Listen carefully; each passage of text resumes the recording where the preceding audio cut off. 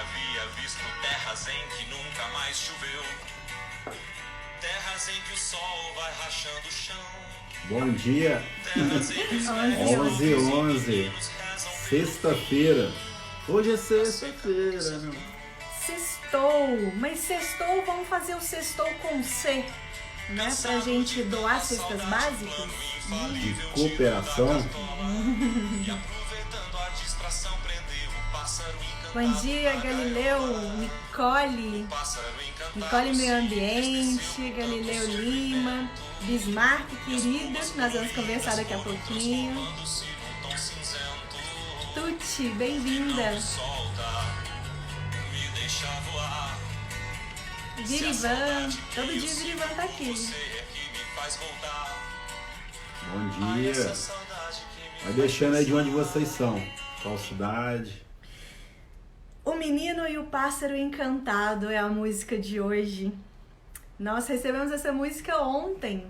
A Lala, minha querida Lala, minha prima, me mandou, falou assim, olha essa música, que tem tudo a ver com 1111. E a letra fala o seguinte: com as plumas vermelhas ele apareceu, dizendo que havia visto terras em que nunca mais choveu, terras em que o sol vai rachando o chão, terras em que os velhos, pobres e os meninos rezam pelo fim da seca no sertão. Sensacional, né?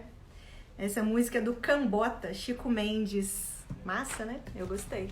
Depois vocês ouvem. Hoje nós vamos... Tuti, de Campinas. Hoje nós vamos lá pra Bahia. Querido Bismarck faz um trabalho lindo lá. Bismarck, você quer que a gente te chame pelo seu ou a gente vai chamar pelo Retratos? Me Manda conta uma aqui. mensagem aí pra gente. Manda aqui se você vai entrar pelo seu perfil pessoal ou se vai ser pelo Retratos e manda a solicitação pra gente te incluir. Bom dia, Márcia! Que legal. Pra gente tá sendo muito importante esse 1111, pra gente poder compartilhar, e nós recebemos um áudio hoje, né? Sobre o que impactou na vida das pessoas. Conta aí. Foi lá em Tocantins, né? Fizemos um áudio ontem, né? Uma live ontem, e o pessoal lá já está se mobilizando para ajudar uma senhora lá que está, né, afastada lá do centro da cidade, está passando muita necessidade, ela toma um remédio lá, né, e a gente recebeu o áudio agradecendo, foi lindo, foi lindo. Foi muito lindo. Então, assim, essas lives têm esse retorno também muito bacana, né? A gente ficou muito feliz. Muito... Né? O que significa fazer live? É só uma conversa? Não. É conectar as pessoas para ajudarem outras. Então, super gratidão pelo áudio que nós recebemos. Ah, querido! Olá, queridos! Como é que vocês estão? Estamos bem, e você? Estou bem, graças a Deus. Peraí, vamos só arrumar aqui pra gente não cortar a nossa cabeça. Que saudade de você! Saudade. Conta aí para o pessoal que está nos assistindo. O intuito dessas lives, dessas conversas que a gente fala, né? É às vezes mostrar para as pessoas o que a gente conversa diariamente com todo mundo e acaba, né, não publicando. E nós gravamos o documentário com Bismarck em Retirolândia em 2018? 2018. Ou 19? 2018. E nos conhecemos em 2017 na Fraternidade? Isso, lá em Campo Grande. Lá em Campo Grande. Gente, eu sou péssima com ano. Para mim, com data é difícil. Foi ontem, né? Foi anteontem. E aí nos conhecemos no encontro da Fraternidade e depois gravamos o documentário para ir para o Como Será, que entrou no site do G-Show. E tivemos um contato bem rápido lá em Retirolândia, né, Bismarck? Não dava para a gente conhecer Canudos, que é um lugar que a gente quer conhecer. E em breve, quando tudo isso passar, a gente vai em Canudos. Fizemos um bate-papo lá com os jovens, né? Exatamente. Na escola. E a gente chegou em Retirolândia, tinha até um outdoor assim, da palestra, foi muito legal. Foi muito carinho, né? Recebemos muito carinho. A gente tem muita gratidão pela forma que vocês nos acolheram. Foi muito lindo, foi muito gostoso.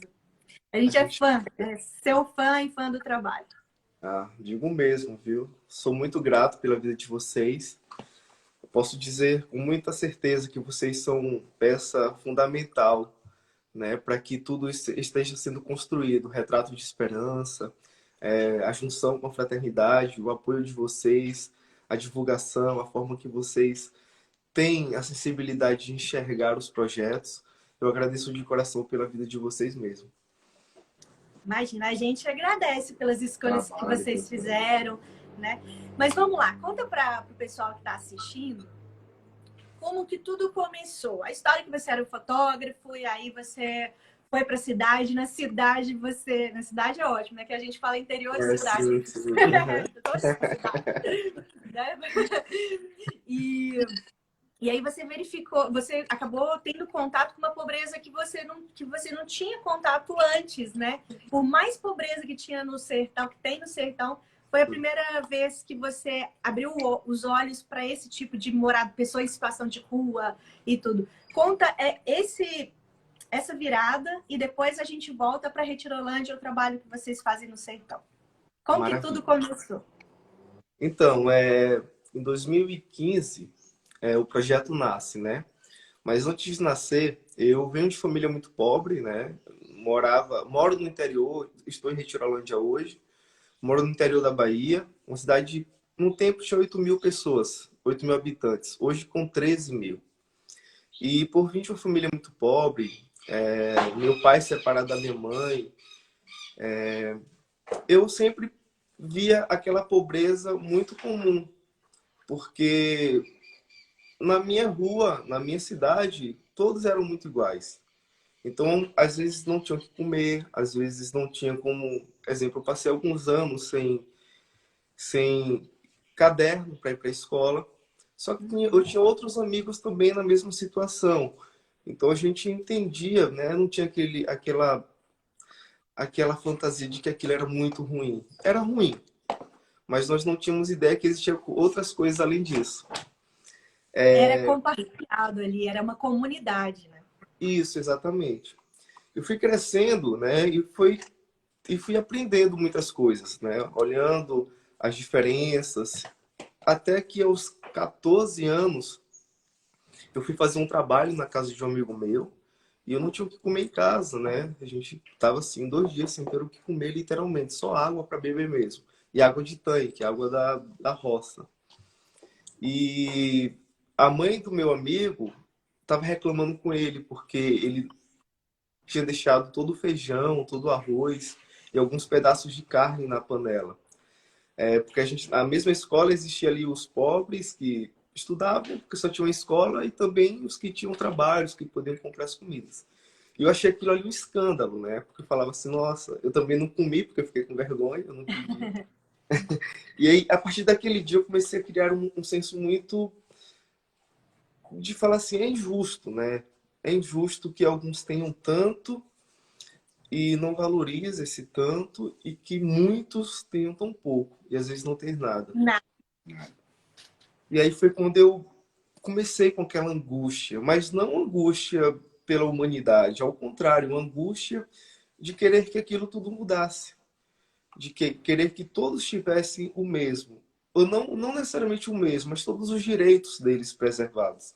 Moradia, casa, moradia, água, alimentação básica, saúde. E a partir daquele momento eu comecei a olhar as coisas de forma diferente, né? Sem julgamento, sem condenação, porque o outro tinha mais, porque o outro tinha menos. Não existe isso.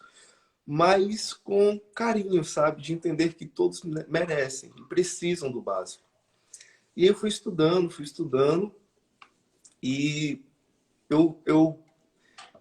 eu vi um rapaz fotografando, né? Uma vez, com 14, 15 anos, e eu comecei a pesquisar sobre fotografia, só que sem aquele desejo de ser fotógrafo. Até que um dia eu encontrei um emprego, que eu ganhava R$7 ao mês nesse emprego, que era como atendente de uma lan house. E foi onde eu tive o primeiro contato com a internet, com 16 anos. E lá eu descobri, eu abri o Orkut, no tempo era Orkut, eu abri o Orkut, e tava lá uma foto do Rio de Janeiro, e eu falei assim, meu Deus, como é que alguém de lá tira uma foto e aqui eu consigo... Tá melhor agora? Melhorou? Agora voltou. Aí você viu a foto no Aí você viu Orkut? a foto. Isso, eu vi uma foto do Orkut e falei assim, como é que alguém consegue tirar uma foto do Rio e aparecer aqui? Ah, eu quero ser fotógrafo. Por que ser fotógrafo? Porque eu entendi que se eu falasse alguma coisa naquele momento, nada, as pessoas não me ouviriam por vir de cidade pequena. Se eu publicasse algo, talvez não chamasse tanta atenção. Mas se eu fotografasse, alguém poderia enxergar aquela foto e fazer alguma coisa por nós. E aí eu criei um sonho, cheguei em casa, falei, mãe, eu quero ser fotógrafo. Minha mãe nem sabia o que era isso. Ela então ficou calada. Eu falei, eu vou pegar o dinheiro, juntar para comprar uma câmera. E ela falou, meu filho, o dinheiro que você traz para casa é para a gente comer.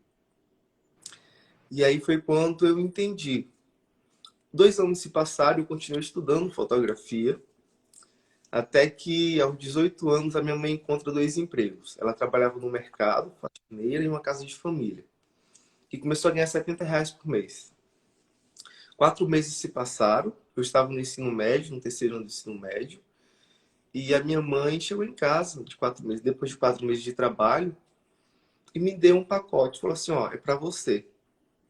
Eu fui lá abrir, quando eu abri era uma câmera fotográfica, que custou R$ 480, e ela dividiu em 10 vezes essa câmera. A gente tem a mania de comprar aqui na nota promissória. E ela tinha comprado com minha cunhada através do site, ela pagou na promissória para meu cunhado em 10 vezes. E eu comecei a fotografar. Só que o intuito era realmente mostrar, né, as pessoas que precisavam, a minha comunidade. E Mostrar eu a fiz realidade que muitas pessoas não veem. exatamente. E O que a gente publicar na está falando rede. aqui, que a gente está falando é R$ 70 por mês. Isso. Extrema pobreza é abaixo de R$ 140 por mês. Imagina isso, né? Então, vai, continua. Só para as pessoas imaginarem. Entender, exato. E aí eu fiz a primeira foto, que foi de Zezé o Andarilho. E essa foto, eu participei de um concurso na escola. E aí eles me levaram para a capital para poder apresentar essa foto. As coisas aconteceram. Cidade grande. Na cidade grande, lá para Salvador, né? Primeira vez que eu tinha ido para Salvador, que eu tinha saído da minha cidade. Fica a 280 quilômetros de Salvador, a minha cidade. E aí, quando eu fui para Salvador, lá para a cidade, eu fotografei, voltei, apresentei a imagem e voltei. E fiquei ainda durante de 2015, não, de 2010 até 2015 aqui na cidade, fotografando e trabalhando aqui. Uhum. Em 2015 eu fui para Salvador morar, estudar direito, né? Porque eu tive uma crise de depressão, as coisas estavam bem difíceis com a fotografia aqui, não dava para ajudar minha mãe com problema de coluna. E então eu falei, vou tentar algo melhor, que mude, né? Na concepção social, algo melhor. Porque todo mundo falava para mim que era coisa de vagabundo, que tirar foto não era coisa de homem, que homem de verdade aqui no interior era o homem que trabalhava na roça ou o homem que era doutor. E eu falei assim, então vou mostrar que eu sou um doutor. E fui para Salvador, ganhei no Enem, né? E passei no Enem, ganhei bolsas de estudos e decidi ir cursar em Salvador. Só que eu cheguei lá sem dinheiro, sem lugar para morar, sem nada, assim, sabe? Fui para ficar escondido na casa de um primo que estava na casa de uma tia dele. E foi ali que eu comecei a entender o quanto era difícil conquistar o espaço e ter a oportunidade. E aí eu fui saindo na rua e comecei a ver uma pobreza que não assolava apenas 5 famílias de um bairro, mas que assolava uma cidade inteira. Até o dia que eu me deparei com uma cena que foi para mim muito dolorosa, assim. Eu tava sem saber o que fazer da minha vida, né? Assim, eu não queria ficar ali, mas eu queria voltar a fotografar, mas eu já estava ali, já não tinha tantos contatos como antes, já estava decidido um caminho e não sabia o que fazer literalmente da minha vida. E aí eu parei em cima de uma passarela e comecei a analisar as pessoas na rua. E eu analisei que tinha um senhor. E toda vez que eu passava por aquela região, ele ficava sentado ali, pedindo comida. Eu fiquei em torno de uma hora olhando para ele em cima da passarela. E as pessoas corriam dele, né? Passava, não olhava, não via. Teve uma hora que ele pediu, a moça botou a bolsa embaixo da bolsa, assim. E eu pensei comigo, meu Deus, ele é invisível. E mais do que invisível, para alguns, né, é uma ameaça. Apenas é um Uhum. ser humano, como eu. E ao mesmo tempo eu olhei para mim e falei assim, e só hoje eu estou enxergando ele, sendo que eu passo por ali todos os dias. Porque é muito fácil a gente olhar para o próximo e falar assim, ele está errando. E não Uhum. entender que nós também estamos cometendo erros muito graves, hein, né? E foi a partir daquele dia que eu falei assim, eu quero transformar, eu quero que ele tenha dignidade. Eu quero que ele tenha o direito dele de ser humano. Uhum. E eu posso fazer algo por isso. E foi quando eu voltei para o interior, né? Eu falei, não quero mais estudar, quero fotografar. E eu cheguei aqui no sertão em um outro momento que eu nunca tinha vivido antes, né? Porque eu tenho 28 anos, a gente enfrentou uma seca há 30 anos atrás, eu não era nascido. Travou, Travou, Bismarck. travou. Vamos lá. Voltou? Oi? Agora eu vou. É, Voltou. tá pichando, mas tá voltando. Voltou. Isso. Maravilha. Aí você E voltou. isso, eu voltei para Retirolândia e eu encontrei uma seca que durou 3 anos, de 2014 a 2016, a 2017. E eu vim fotografar, eu comecei a fotografar nas roças mesmo, né? Nos povoados, muito pobres. E eu vi, assim, famílias de 10 crianças passando fome, sem ter o que comer. E naquele momento eu falei assim, eu posso utilizar da minha fotografia e mostrar para as pessoas. Era o momento certo. Porque o Uhum. Facebook, o Instagram, né? A gente tem as redes sociais assim ao nosso favor. E eu falei, é o momento certo de mostrar para as pessoas a importância de sermos solidários, de entendermos que todos precisam de ter o mesmo direito, que é a vida, que é a dignidade de comer e morar. E aí eu comecei a fotografar, fotografar, fotografar, e fui mostrando e fui encontrando apoiadores, né? Pessoas, amigas. A Léa, por exemplo, ela é a E chave. ela tá aí? Querida Não, eu Léa. tô na Ah, roça. Como eu tô de quarentena, eu comecei ontem, né? A gente teve um lockdown aqui na cidade. Ela ia participar comigo hoje na sede do projeto, que é aqui em Retirolândia. Mas como teve algumas alterações, a gente achou mais preventivo ficar cada um em sua casinha, né? Para não precisar sair. E eu estou na roça, onde vocês vieram. Então, estou ah, naquele Ah, que legal. cidade. Tá no paraíso, né? É. Por isso que tá travando a internet às vezes, que não é muito tá, boa. não, tranquilo. Aí você Então, fotografou e foram chegando vários amigos, amigas e isso, apoiadores. exatamente. Eu, sabe, uma fala sua que eu gosto muito, que, tipo, não era só fotografar, eu precisava fotografar e ir embora. Eu precisava de fazer com que aquilo ali voltasse para aquela família, né, de alguma forma. Exatamente. Porque eu comecei a achar muito injusto. Eu sempre vi fotografia de pobreza. Só que eu pesquisava normalmente, assim, a gente, enfim, exemplo, tem o Sebastião Salgado, que é de Minas, que é um dos maiores fotógrafos do mundo, e ele tem um trabalho incrível, né, com a natureza. Ele replantou uma floresta, né, Sim. aí em Minas, e ele é uma grande inspiração. Só que eu sempre vi a pobreza através das imagens como uma forma muito de romantismo, de romantizar, das pessoas terem pena da situação. E Uhum. eu achava aquilo um pouco ruim, porque não é pena, é para as pessoas terem consciência. E eu Uhum. achava injusto tirar foto, publicar no Instagram ou no Facebook, e as pessoas falavam assim, ah, que dó. E eu falava, não, eu quero utilizar essa imagem porque é injusto eu ir lá, fotografar, conhecer, as pessoas se abrirem, ficarem Uhum. despidas para mim, porque quando você fotografa alguém, essa pessoa tem que estar despida. Porque a imagem, ela é a imagem é o único texto universal. Que você olha e não precisa de legenda. Então eu falava assim, eu preciso que as pessoas entendam o que é isso, por que eu estou fazendo isso, para que haja retorno para essa família. Né? Então eu comecei a fotografar e a buscar ajuda. Falei assim, ó, gente, essa foto é por isso, isso, isso. E a gente precisa de ajuda para transformar a vida dessa pessoa. É incrível isso, porque muitas pessoas, a gente ouve muito, tipo, principalmente de algumas faculdades que vão fazer algum estudo, aí faz lá o estudo e vai embora, mas nunca retorna para a comunidade para poder mudar a vida delas, né? Vira uma tese, né? Vira uma tese e tal, vira algo, mas efetivamente o que está mudando naquela comunidade.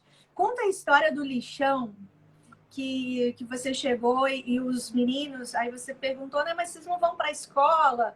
E aí, pô, eu tenho que escolher, ou eu vou para a escola, eu como. E aí você, mas por quê, né? Por causa do caminhão de lixo. Conta essa história para o pessoal, que eu acho que é bem, bem reflexiva. Foi Santa Luz, é uma cidade muito próxima, 38 quilômetros da minha cidade, Retirolândia. Os trabalhos do Retrato de Esperança começaram em 2015, né? Logo no segundo semestre. E eu levava os alimentos, fotografava, mostrava para alguns amigos, eles me davam dinheiro, eu ia lá, comprava cesta básica, levava para as famílias que estavam aqui. Até que um certo dia um amigo meu chegou e falou assim, Bismarck, você precisa ir em Santa Luz, tem um lixão lá onde mora dezenas de pessoas. Eu não dei muita importância porque eu desacreditei nele. Porque eu não achava que era algo existente ainda, principalmente na nossa região, cidades pequenas, com pessoas morando dentro do lixo, eu achava um pouco, eu fiquei incrédulo, né? Até que um dia eu falei assim, eu vou lá. Aí eu saí e quando eu chego Deu uma lá, de Santo Tomé, né? isso, Deu uma de Santo Tomé, vou lá ver. É porque a gente não acredita, você está tão próximo da Tão gente. próximo, a gente acha que não existe. era algo tão assim, tão distante, porque assim, a pobreza daqui era a pobreza da falta, né? Da falta de água, da falta de comida, da falta de emprego. Mas eu não imaginava que existia um lixão, porque também eu não conhecia essa realidade, e que as pessoas moravam dentro. Porque até o lixo que tinha na nossa cidade, a gente ia, por exemplo, eu fui muito pro lixão daqui. Só que eu ia buscar, exemplo, sandália, brinquedo e voltava para casa. Eu não conseguia visualizar alguém morando ali dentro. E quando eu cheguei lá, era de doer o coração. Nossa, era algo assim que parecia que eu tinha saído do meu corpo, né? Tinha ido, sei lá, não sei, era um sentimento muito ruim. Eram crianças que, que não tinha CPF, RG, sabe? Eram famílias, muitas famílias que estavam ali dentro. E teve uma família que me chamou muita atenção, que é a família da Ana Maria. Porque ali tinha 7 crianças e um bebê tinha acabado de nascer ali dentro do lixão. E eu fui lá, conversei com eles, bati um papo e acabei descobrindo muitas coisas, né? De abuso sexual, de pessoas que iam até lá e se aproveitavam daquela situação para poderem ganhar dinheiro através deles, de crianças que não tinham CPF, RG, que não eram consideradas ser humano pela sociedade, de pai e mãe, né, que sofriam muito por também não terem CPF, RG. E a gente começou a trabalhar com eles em 2015. Em 2016 eles já tinham uma outra perspectiva, já estavam todos com RG, CPF. Até que eu cheguei nas crianças, eles estavam trabalhando, criança de 1 ano de idade trabalhando, indo buscar latinha. Eu achei aquilo, não sei explicar. Era algo tão distante de tudo que eu imaginava que eu desacreditava. Eu via, mas eu desacreditava, porque uma criança de 1 ano era capaz de ir lá, porque eu tinha um sobrinho de 1 ano na mesma época. E de ir lá pegar o lixo e levar pro saco e saber onde tinha que colocar, porque eu estava vendo a mãe e os pais fazendo aquilo ali. Até que tinha umas crianças de 7, 8 anos trabalhando da mesma família, e eu perguntei para ele, pro B, né? Eu falei, B, e vocês não vão para a escola, não? E ele olhou para mim e falou assim, tio, ou a gente estuda ou a gente come. E eu não entendi o que ele tinha falado. Eu não tive, no momento, eu não tive a compreensão. E eu fiquei incomodado, eu comecei a fotografar. E eu sentei na barraquinha onde eles moravam e perguntei por que ele disse, ou ele estuda ou ele come. Aí a mãe falou assim, porque o carro de lixo chega às 10, ao meio-dia e às 3 da tarde. Se a gente for para a escola ou sair daqui e o carro de lixo chegar, as pessoas vão pegar a comida primeiro. E não vai sobrar comida para de noite. E nem para de tarde, meio-dia. Uhum. Aí foi quando, sabe? Caiu Que a ficha mesmo de que existe muita miséria ainda. Miséria. Porque miséria social. E foi quando eu entendi que é necessário agir. Que não é mais momento, não existe mais tempo da gente teorizar as coisas. Da gente Não, realmente... é agora. É agora, não Sabe, existe... as pessoas perguntam muito pra gente assim, aí o futuro, o que vocês pensam de futuro? Gente, é agora. Como que a gente tem que pensar no futuro? Sendo que tem um monte de gente precisando agora. E não é precisando de comida, de uma moradia. No caso dessas crianças, elas, mesmo indo para a escola, elas são do lixo. Elas são um lixo. E as pessoas confundem muito, né? Morador de lixão é lixo. A gente conversou com o Tião Santos, no Jardim Gramacho, que é uma história maravilhosa também. Até qualquer dia desse a gente vai chamar ele para conversar. E ele fala que se confunde o que é a pessoa, o que é o lixo. Ele se sentia como né? Então, tem muito esse preconceito também. Por isso que, além do alimento, também as casas que vocês constroem são muito importantes. Mas conta uma história... As pessoas acabam ficando invisíveis, né? Sim. Eu acho que a fotografia também dá esse reconhecimento, que aí dá visibilidade para essas pessoas. Tem um projeto super bacana em São Paulo, que é o SP Invisível, eles fazem com as pessoas em situação de rua, né? Tirar fotos e contar a história das pessoas, né? Eu acho que mostrar que não são só números, né? O sertão, a seca, morrem muitas pessoas e a extrema pobreza, mas aí, quando a pessoa não enxerga, ela não se comove, né? Então, primeiro precisa a comoção e depois a mobilização. Eu acho que por isso que é tão importante também as caravanas, né, que eles fazem. Sim, mas nós vamos falar... nós vamos chegar lá daqui a pouco. Eu quero mais uma história que eu acho que essa também é muito chocante, duas histórias ainda. Antes da gente começar a falar sobre o projeto mesmo em si. Quando você viu o varal de carnes e as crianças olhando, e as pessoas olhando, você não entendia o que era o varal de carnes e as pessoas olhando para a carne. Conta essa história para o pessoal, que também é bem... Então, eu vou juntar essa história, que foi logo em seguida, né, com a história da Aninha. E aí a gente foi lá, cadastrou os meninos na escola, eles começaram a estudar. E eles foram para a escola. E você falou algo que é muito verdade. As pessoas já não sabem o que é ser humano e o que é lixo, quando se mora dentro de um lixão. Eu digo isso porque eu vi muita cena assim, né? Muita gente chegava lá e tratavam eles como lixo, literalmente falando, que não tinha importância aquela vida diante do lixo que eles reciclavam. Até que eles começaram a ir para a escola, a Aninha foram com os meninos, e eu estava lá fotografando, era em torno de meio-dia, e ela chegou chorando, né? A Aninha tinha apenas 7 anos de idade. Ela chegou chorando, e eu fiquei preocupado e fui conversar com ela. Eu perguntei, Aninha, o que aconteceu? E ela falou para mim, é que os meninos da sala estavam perturbando, fazendo barulho. E a professora olhou para todos nós e perguntou assim, gente, vocês querem estudar ou querem ser igual a essa menina que mora dentro do lixo? Essa história também é forte. Naquele momento, eu olhei para ele e falei assim, Aninha, as pessoas podem falar o que quiserem, mas você é quem decide quem você quer ser e o que você é. E o que você quer ser quando crescer? Porque agora você já é humana, você já é um ser humano, você não é um lixo.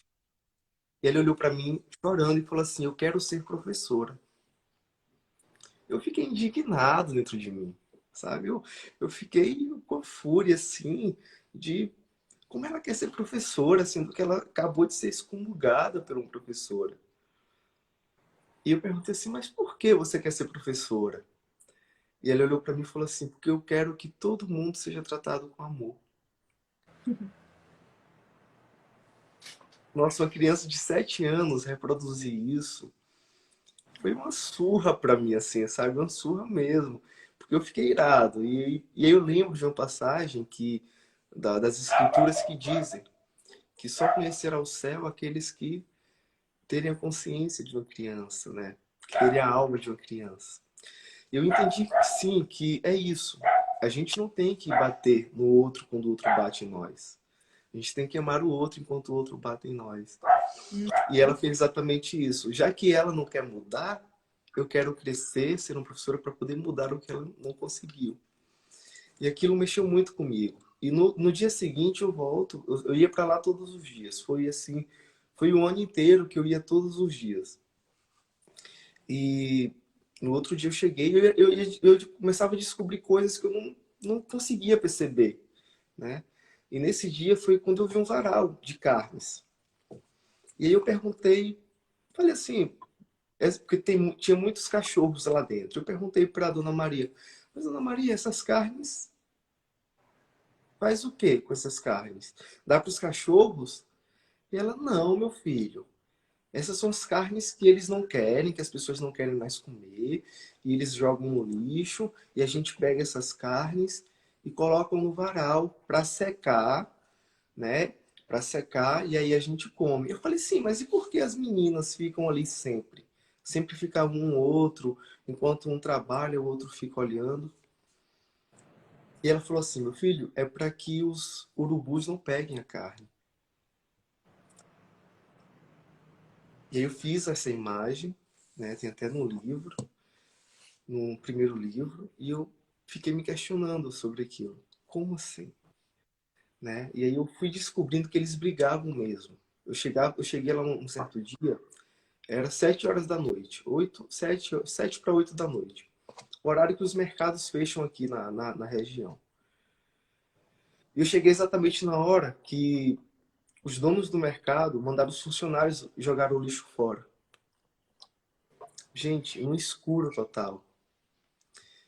Eles pegavam os sacos de lixo, e jogavam o lixo, a carne no lixo, com várias pessoas catando, e cachorros e gatos no mesmo ambiente, procurando o que comer.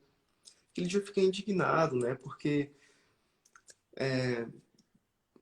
eles chegavam a queimar as carnes para que eles não pegassem. Eles chegavam a levar um saco, cavar um buraco e queimar para que eles não pegassem a carne. E era muito doloroso tudo aquilo, né? Ver que aquelas crianças estavam passando por aquela situação, que aquelas mulheres, aqueles homens que estavam lá, aqueles humanos, seres humanos estavam passando por aquela situação de falta de humanidade a partir do outro. Empatia, né? Se colocar Empatia. no lugar do outro. Exatamente. Exatamente. Foi muito difícil.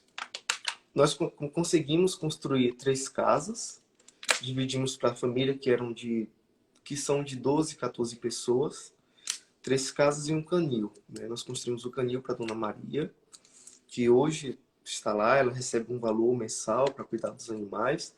Tiramos todos os animais também do lixão. E hoje a gente faz acompanhamento psicológico com todos da casa. Nós fazemos também aulas de arte com as crianças e reforço escolar. Todos estão matriculados e estudando e vão de manhã para a escola, à tarde eles vão para o reforço escolar. E conta a história da placa da casa, que tinha a plaquinha que tinha na casa, mesmo naquele lixão, mesmo com tanta dificuldade. O que estava escrito na plaquinha da casa? Extrema pobreza, miserabilidade no meio do lixão. aquilo era apaixonante, assim. A gente chegava e o que sempre chamava atenção nossa era que no meio daquele lixo, aquelas casas que flutuavam sobre o lixo, tinha uma placa muito bonita. Aqui nessa família só existe amor, harmonia e paz. E era algo que nos dava, né? Como ser humano, a gente tem dias que a gente está meio desanimado, principalmente com o Claro, trabalho voluntário. Tem dias que a gente está assim, sim. nossa, parece que o que a gente faz não dá fruto. Mas era só de lembrar daquela mensagem deles que minha alma revivia novamente e eu entendi a importância, né? Travou para vocês? Não, Não, não, tá, tá tá indo, ótimo, tá ótimo. voltou. Outro travou. E aquilo me dava uma esperança muito grande, me dava um ânimo muito grande de poder levantar da Sim. cama, entender que eles tinham esperança, sabe? A esperança deles movia minha esperança. Eu Uhum. digo que os bons sentimentos, eles são muito mais eficazes do que os maus. As pessoas acham que a gente, né? Eu sempre ouço isso, às vezes, de pessoas, é porque alguém fulano fez isso, que o outro vai fazer de ruim. E eu falo assim, é só a gente mostrar aquilo de bom que a gente tem, que eu acredito que vai contagiar muito mais do que a maldade do outro. Então, aquele sentimento de esperança deles, de terem um lugar melhor, de terem comida, de terem vida de ser humano, aquilo me dava um alimento muito, muito importante para eu poder levantar da cama, né, vestir uma roupa. Às vezes eu estava assim desanimado, desacreditado. E eu lembrava da mensagem: aqui tem paz, harmonia e amor. Nossa, aquilo era. Eu falei, eu quero ir para lá para receber tudo isso. E eu recebia, recebia mesmo, na verdade. E quantas pessoas que moram em casas luxuosas e Que não tem paz, que não harmonia. têm paz, harmonia e Isso. amor. E assim, não era uma casa. Eu lembro que tinha uma frase assim: aqui não é uma casa, é um lar. Isso marcou muito em mim quando eu fui chamar a Dona Maria, que eu falei assim: Dona Maria, a senhora precisa sair do lixão. A gente já construiu sua casa, não é lugar para você viver, aqui vai ser ruim para a senhora tem doença. E ela olhou para mim e falou assim: mas meu anjo, ela chama de meu anjo, como é que eu posso sair do meu lar, e deixar todos os meus filhinhos aqui para ir morar dentro de uma casa? Aí eu olhei assim e pensei: como assim morar dentro de uma casa se é do seu lar? Aí eu falei: não, Dona Maria, nós iremos construir a casa dos seus netos também. Ela falou: não, meu filho, eu estou falando dos meus cachorros. Eram mais de 90 cachorros e gatos que as pessoas pegavam para matar dentro do lixão. Ela tomava conta. E aí ela falou assim: como é que eu posso morar dentro de uma casa e deixar os meus bebezinhos aqui no meio do lixo, dentro do meu lar, onde eu fui criada, onde eu criei eles? E ali eu comecei a ter um sentimento diferente sobre lar e casa, né? Sem A dúvida. casa a gente monta um barraco onde a gente quiser, constrói. A gente vê mansões, pessoas que não têm, às vezes não conseguem, né, nem se relacionar com seus familiares dentro de suas casas. E ali não, ali eles moravam, mas era um lar. E aquilo foi muito importante, muito importante. É uma baita reflexão, uma baita reflexão. E uma outra que você fez, uma outra reflexão que você fez é que muitas pessoas acham que vocês, pessoas assim que estão na linha de frente dos projetos, nós, pessoas que fazem voluntariado, são pessoas muito fortes, são pessoas que muito dispostas.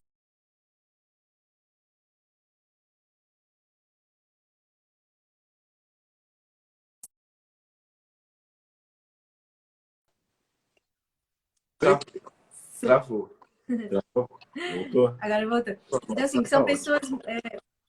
pessoas fortes, de bem com a vida, pessoas felizes, pessoas que de paz, né? Ai, todo mundo acha que nós não Iluminado. iluminado, ser iluminado e acha que a gente não tem problema, né? E tem dias que a gente tá no fundo do poço, gente, porque nós lidamos com situações que as pessoas assistem na televisão e nós lidamos ali vendo sentindo na pele. Então, é extremamente difícil. Mas o que nos mantém, eu e o Dudu, é o resultado do trabalho. Quando algum projeto manda uma mensagem falando que mudou alguma coisa, por alguma conexão, aí eu e o Dudu, a gente dá uma respirada, não, vamos mais um pouco, mais um pouco. E eu acho que é mais ou menos isso que você sente, né? Quando você impacta a vida das pessoas, quando você tá assim, ai meu Deus, não aguento mais. Aí você lembra da Dona Maria com aquela placa e como ela está hoje, como a família está hoje, como pode ser o futuro dessas crianças que vocês conseguiram direcionar, né? Qual que é o sentimento? Qual que é a satisfação de fazer um trabalho assim? Conta aí pro pessoal. Antes disso, eu vou mostrar. Eu acho que tem muita gente curiosa aí para ter noção do que é o lixão. Essas fotos aqui foi do livro que vocês doaram pra gente. Essa aqui é do Igor, né? Isso aqui foi em 2016 que eu fotografei lá. Essa era a situação das crianças no lixão. Eles ficavam nus dentro do livro. Né? Era aqui, ó. Essa imagem, ela representa muito para mim. Eu cheguei um dia lá, eu estava muito triste. Como você disse, as pessoas não têm ideia, às vezes, né? Como a gente que dá palestra, principalmente, a gente dá palestra, a palestra é maravilhosa, aquilo reanima muito a nosso espírito, meu Deus.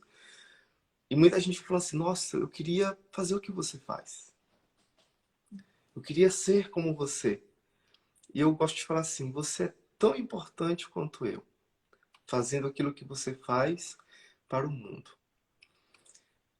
Porque estar na linha de frente, a gente consegue carregar tudo, tudo, tudo.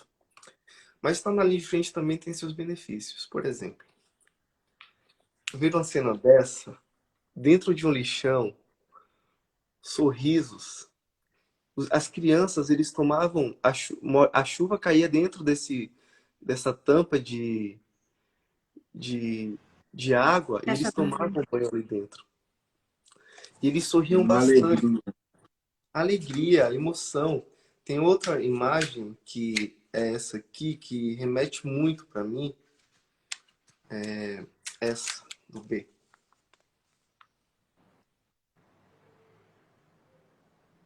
Essa imagem, ela é muito importante para mim. É uma chuva de esperança. Mas assim, a experiência de estar na linha de frente é uma experiência eu digo, antes de tudo, de autoconhecimento. É necessário se conhecer muito. Muito. É necessário se aceitar muito para conhecer o próximo e aceitar o próximo.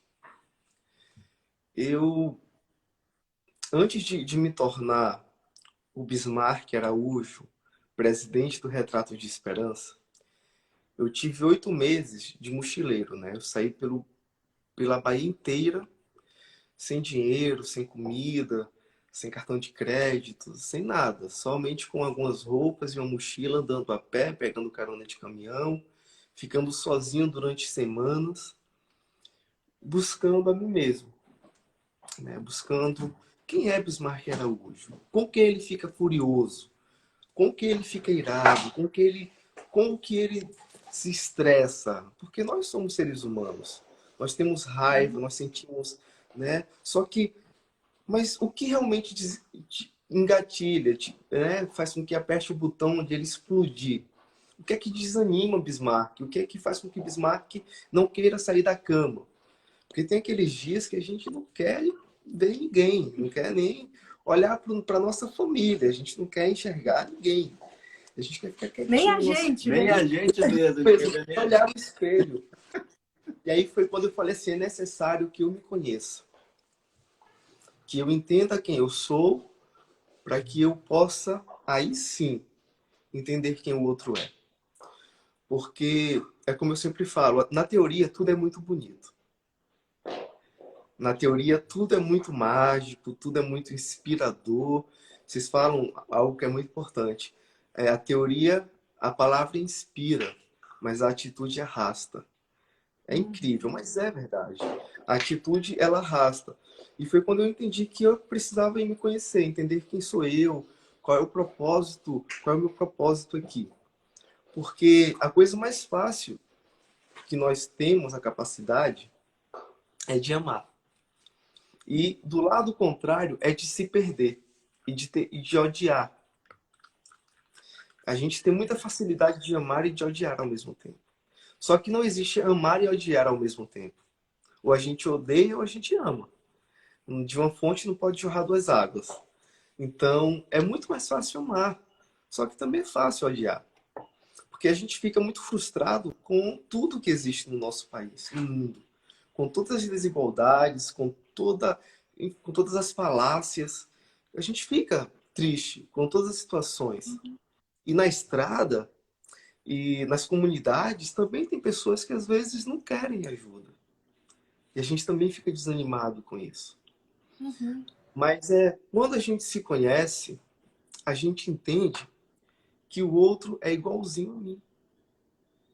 Por quê? Porque tem dias que o outro vai fazer coisas que não agrada a todo mundo. Eu também faço isso. Vai ter dia que o outro não está afim de conversar. Eu também sinto isso. Vai ter dias que o outro vai fazer algo ruim. Eu também faço isso. Então, é importante, eu sempre falo, o autoconhecimento, ele não ilumina ninguém. Eu sempre falo, eu desacredito dessa ideia de que um ser iluminado, todos nós somos iluminados, todos nós temos a luz sobre as nossas cabeças. Não existe ninguém que seja superior, né? Existem pessoas, claro, mais sábias, existem pessoas mais inteligentes, que se consagram mais àquele ponto, mas é ser humano igualzinho a gente. Né? Sim, com luz e sombra, bem e mal. Exatamente. Então, assim, a maior dificuldade que eu sempre falo é quando eu não sei quem eu sou. É quando eu não sei quem eu sou. E é muito ruim não saber quem você é, porque parece que nada faz sentido quando a gente não sabe quem nós somos. E eu passo muitos momentos desses sem saber quem eu sou. Eu passo muitos momentos desses e que eu me sinto perdido, literalmente, com tudo, sabe? Às vezes, diante de coisas tão pequenas, eu não sei me desenvolver com aquilo. Mas é aí que eu sempre olho para mim e falo, entendo como existe o próximo, como olhar para o próximo se eu não consigo enxergar a mim mesmo. Então, não é usar disso para uma arma de egoísmo. Porque o grande problema é quando a gente só quer dar para o outro, que na verdade a gente não dá nada para ninguém. A gente apenas compartilha. Porque tudo que é nosso, um dia foi compartilhado conosco. Então eu não tenho roupa. Essa camisa que eu visto, ela não é minha. Para eu usar ela, alguém teve que construir ela, teve que costurar ela. E mesmo que eu costure ela, eu vou ter que pegar de algum lugar que alguém fez. Então tudo é compartilhado. E tem dias que eu não entendo quem eu sou. E é nesses dias que dói. Dói muito. Né? Porque a gente age... Eu acho importante você falar isso, porque muitas pessoas que estão assistindo ou que vai assistir depois têm esse sentimento, mas acaba não verbalizando. Eu, particularmente, tenho esse sentimento também, compartilho desse sentimento também. Tem dias que ai meu Deus, o que eu estou fazendo aqui? Né? E eu acabo conseguindo fazer o meu dia a dia, fazer o nosso trabalho, tudo, me reconhecendo no outro. E isso é extremamente importante. Tem uma dinâmica que a gente faz muito em workshop e tal, é ficar olhando um para dentro do olho do outro, e aí você consegue se enxergar, né? Você enxerga o seu olho dentro da pupila do outro. Então, a gente se reconhece sempre. Isso vai dando forças para continuar. Essa caminhada que é muito difícil, mas ao mesmo tempo é tão gratificante. Conta pra gente se não vai acabar a live. E sim. Nossa, é tão gostoso, passou rápido, até uma hora. Eu fico desesperada com esse Instagram, que é 1 hora só, mas vamos lá. Retratos de esperança hoje.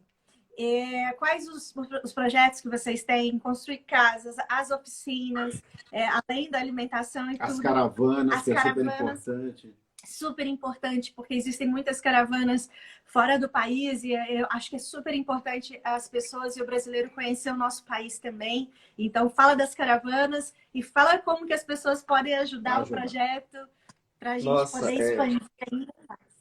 hoje o Retrato de Esperança tem, está podendo fazer 500% a mais do que a gente fazia 2 anos atrás. Hoje nós somos a Fraternidade Sem Fronteiras, né? Nós estamos ligados à fraternidade, então isso nos ajuda muito, com tudo, né? Com os corações que estende as mãos. Então hoje nós estamos em 9 municípios da Bahia, do sertão da Bahia. Nós estávamos trabalhando em 12, diminuímos a quantidade para ter um trabalho mais efetivo e voltarmos para o restante, para os 3 com mais eficácia também. Hoje nós atuamos do extremo sul da Bahia ao extremo norte, onde há sertão, onde há caatinga e principalmente onde há mais vulnerabilidade social. Hoje o nosso maior grande projeto está sendo lá em Canudos, numa região chamada Rio do Vigário. Nós estamos construindo a primeira Vila Esperança, né? A primeira porque nós queremos construir uma Vila Esperança em cada cidade que nós atuamos. O que é a Vila Esperança? A Vila Esperança, ela se caracteriza com a ideia de construir uma cidade autossustentável, né? Onde tudo que a gente utiliza seja autossustentável para a população. Por exemplo, lá em Canudos, na região Rio do Vigário, eram pessoas que moravam em casas feitas de barro. Então, assim, a nossa maior dificuldade no sertão baiano, no Nordeste, é a falta de chuva. Porém, para eles, eram duas. Era a falta e a chuva. Porque imagina só, eles moram a 100 quilômetros da cidade mais próxima. Eles moram literalmente dentro do mato. Para eles poderem estudar, eles tinham que andar 100 quilômetros por dia para irem estudar. Então, assim, a maioria são analfabetas, mãe e pais, e crianças. Então, eles começavam a engravidar as mulheres com 12 anos, sendo que o marido tinha 26. Era algo assustador. Então, quando eu cheguei lá, eu entendia que era uma questão cultural, que a mãe fazia isso, o pai fazia isso, eles não estudavam, eles não tinham dignidade, não tinham vida. A gente começou a construir a Vila Esperança ano passado. Já foram construídas 9 casas. Nós retiramos as casas de taipa e construímos casas de tijolo. É só entrar no Instagram, dar uma pesquisada, vocês vão entender um pouco melhor. Acabamos de publicar ontem a história do Roberto, né? Que recebeu a última casa recebida foi a dele. Serão 16 casas construídas ao total, já estamos em 9. Já construímos 2 centros de acolhimento, que é um local onde a gente faz aula de música, de acordeon, de sanfona, aula de violão. Nós temos reforço escolar dentro da vila. Estamos já preparando o terreno para construir um centro educacional. Nós já construímos uma sala onde nós fazemos atendimentos de médicos. Então a caravana é importante por isso. Mensalmente nós fazemos caravanas com vários especialistas, com várias pessoas de várias áreas que vêm acolher, abraçar as comunidades que nós atendemos. Então a gente passa em torno de 5 dias, uma semana em cada comunidade, atendendo, levando esperança, construindo ali uma atmosfera de humanidade. Eu lembro que em 2015, quando eu cheguei lá em Canudos, as pessoas não conseguiam olhar para o meu olho. Elas não pegavam na minha mão, elas não olhavam para o meu olho, elas ficavam o tempo todo com a cabeça para baixo. Estou lançando agora, a gente vai lançar junto agora, o 3º livro, e nós iremos contar a história da Vila Esperança. Que lindo. A ideia é contar a história da Vila Esperança, é ter depoimentos dos padrinhos, do Alok, das pessoas de vocês, do Wagner, da fraternidade, dos caravaneiros, é contar, através das imagens e alguns textos, a importância da Vila Esperança da vida das pessoas. Porque hoje nós temos uma Vila Esperança cheia de esperança. Hoje as pessoas nos abraçam, as pessoas sonham, acreditam, as mulheres estão trabalhando, elas estão... Uma coisa muito bonita, porque as mulheres sempre foram lá, é cultural. Né? Infelizmente é uma cultura muito, muito ruim. Né? No sertão da Bahia a gente tem muito...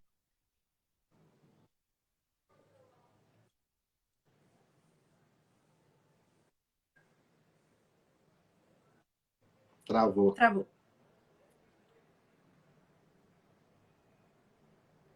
Ih, travou, Bismarck. Travou. Voltou. Agora voltou.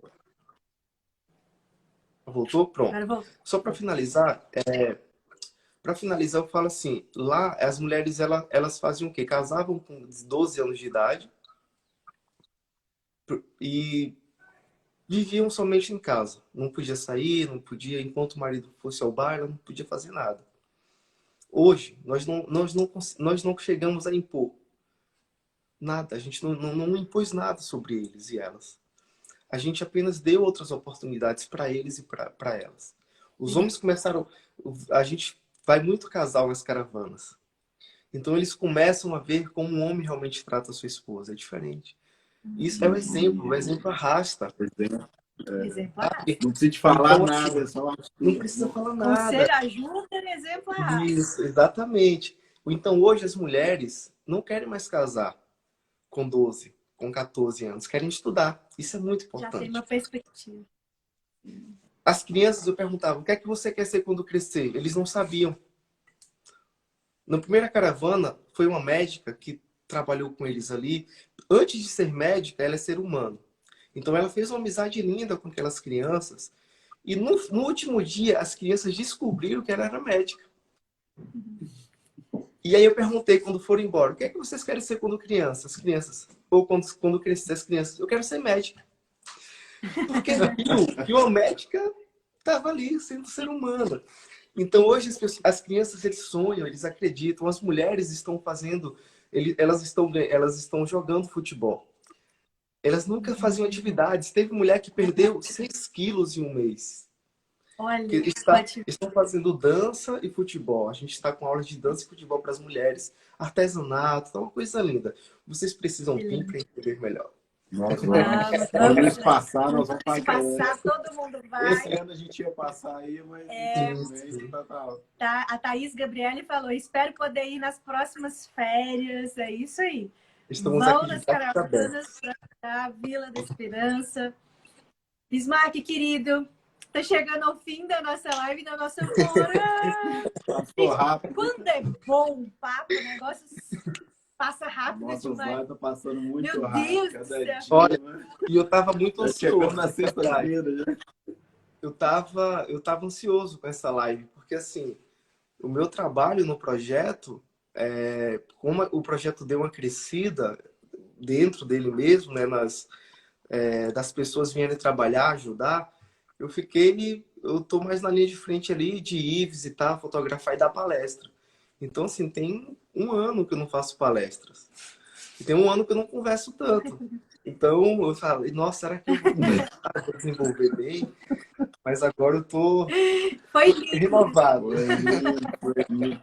Gratidão aí pelo seu tempo, né? Por foi lindo, ter aceitado o convite aí. A gente vai ter que fazer outras lives para a gente continuar a conversa. Com certeza. Super gratidão por tudo, pelo carinho de sempre. A gente está junto com vocês sabem disso, vamos seguir juntos.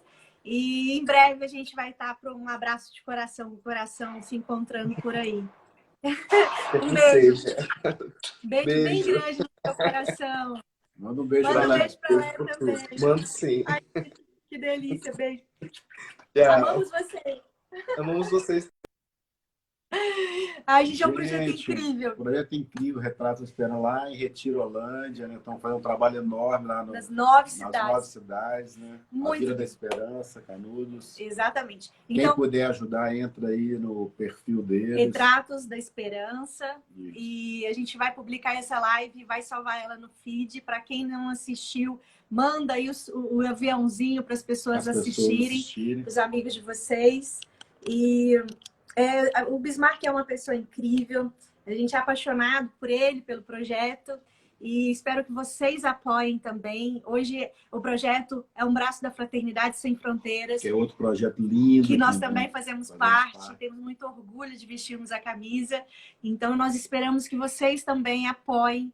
E quando tudo isso passar, participem da caravana para ir conhecer, porque é muito bonito o trabalho deles. E nós também vamos, quando tudo isso passar, que a gente não participou de uma caravana ainda. Nós vamos na caravana também, né? Nós queremos participar. Compromisso nosso agora. Que legal. Gente, muita gente comentou, que legal. Eu acho que assim, Compartilha não vai aí dar com seus pra... amigos, não vai dar para ler, porque o Instagram já está avisando ali que falta Não vai dar pra 30 ler segundos, tudo. né? E Gente, super gratidão mesmo. Vamos colocar a musiquinha. vamos, eu tenho algumas mensagens lindas e teve uma delas que disse assim: essas lives estão sendo terapêuticas. Que bom, a gente fica